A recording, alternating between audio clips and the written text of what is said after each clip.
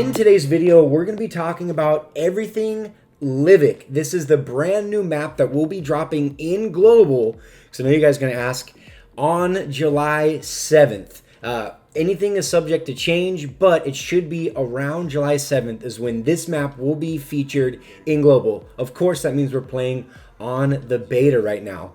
So we have a lot to get into. We're going to talk about the general concept behind Livik. We're going to break all that down, show you guys all corners. We're going to be talking about some of the secret locations that you can get to where there's extra loot, things like that, how the airdrops are much different. We're going to be talking about how the play zone works, the average play time per match, all that good stuff. So if you guys want to see more content like this, and if you enjoy it, please take a second to leave the video a like. I would really appreciate it. And without being said, make sure you guys subscribe to the channel if you have not already. All right, let's get into this. So in the north corner of the map is what would represent Vikindi. So it's kind of all four maps rolled in one.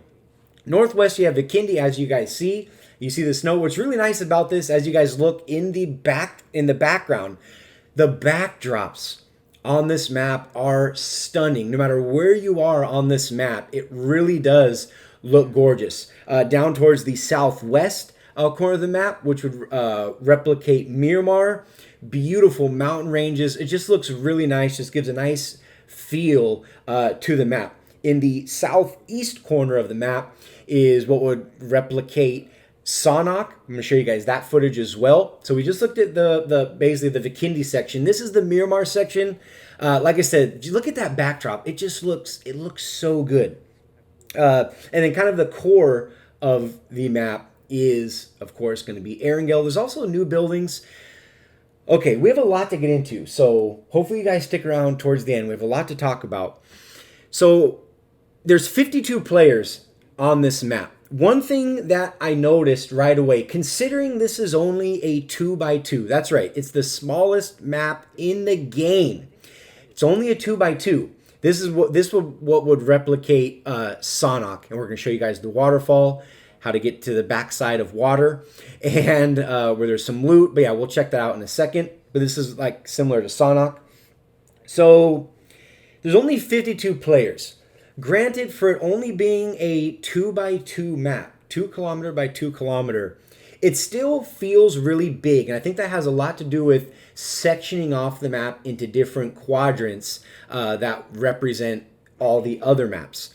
Having said that, I don't see a reason why they would stop at 52.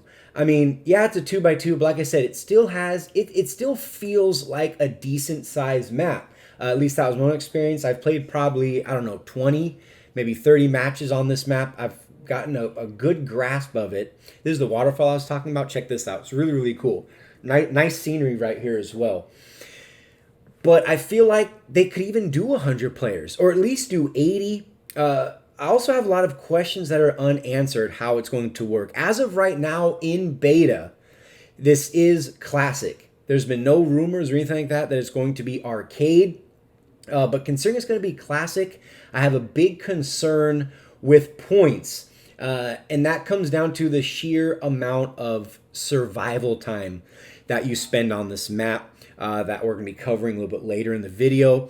On average, our games are going anywhere from 11 minutes. We even did one game too. It was pretty much final circle.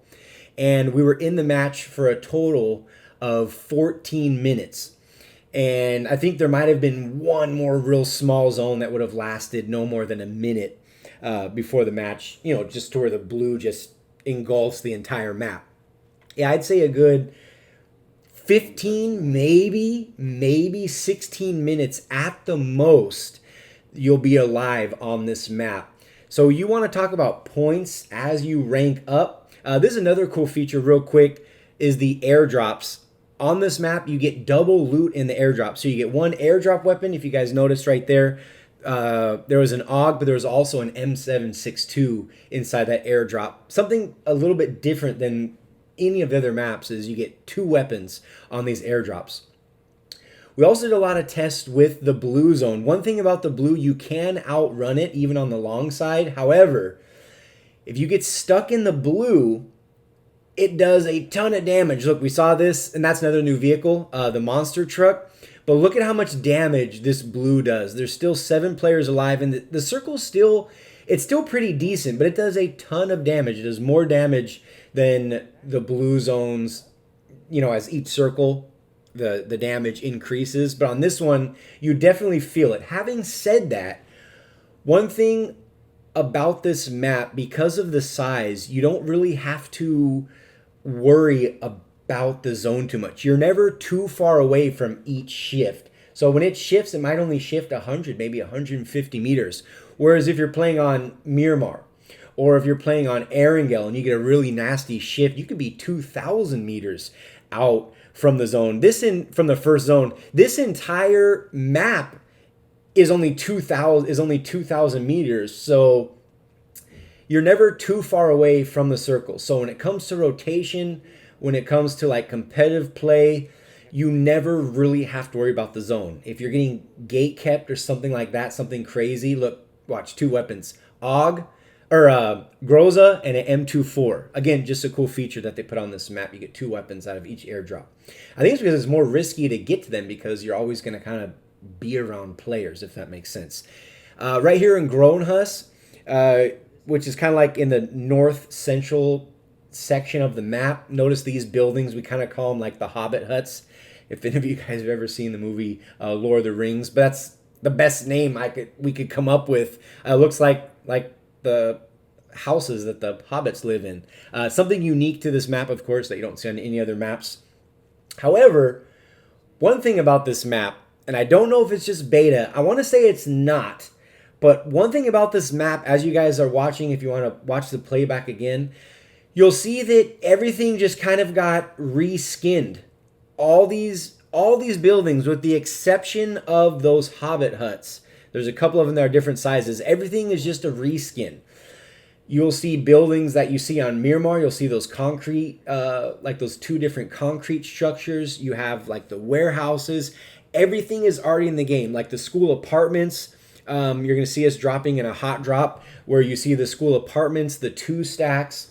Everything is just, look, survival time, 14 minutes, 14.4 minutes. There's only 1 more circle left in that match. Just food for thought when it comes to ranking.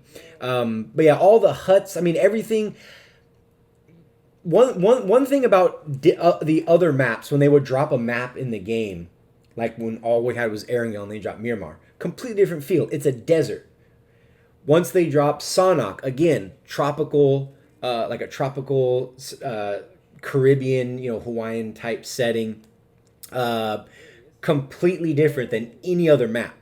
And of course, in the beta, check this out. Of course, in the beta, there's going to be hackers already. Watch this from behind the rock. Look at this. Watch this. Jacob's just chilling behind this rock in the center of it. Watch. This is insane. No, it doesn't matter. So anyway, back to what I was saying. When they dropped Vikindi, it was an all snow map. Like, you really got a feel for a brand new map. This one, you don't have that. It just kind of feels like any of the other maps that you're in, with the exception of a couple areas. It just doesn't have like, oh my God, this is like a brand new map. It's kind of like we've seen this all before. Look at these buildings. It's like they just got paint jobs. You've seen this building before. You've seen this building on Erangel. It's like refurbished, but it's still kind of like run down, I guess. These walls you've seen these 2 stacks. This is kind of like the hot drop of the map. This is right in the center. This is Midstein. We did drop a couple different matches here. One of them wasn't recording, but I'd say maybe 5 or 6 squads, which is was at half the lobby dropped here in Midstein. And it's a lot of fun. But again, every single structure inside of Midstein you've seen before. You've seen it on the other map. So I'm not a big fan of that. I feel like they kind of took like a shortcut. They didn't maybe spend as much time. Again, like it says in the beta, everything is subject to change. Look, this is the building in Miramar. You might not recognize it, but this is one of those tan buildings in Miramar. Here you can see the green and the like the two-tone, the green and the tan. But this is a identical match to the buildings you see in Miramar that you see all over. And that's why I even took a second to look at it. These are all over the Miramar map. But yeah, as a whole, I feel like they could have spent a little bit more time creating all new structures to really give a feel to a brand new map. As far as the scenery, it looks nice. You know, the core crabgrass power plant, Midstein, which are all kind of in the middle, reeds. That's like the center of the map. You do have some different rock structures. Look like those tankers, those water oil tankers, whatever you want to call it.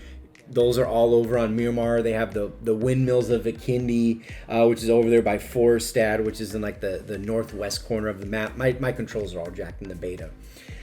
But it'll be interesting to see this in classics. If they could put 100 players, or if not 100 players, put 80 players on this map, I think it would really set itself apart from other maps, even with having all the structures just kind of reskinned and placed around.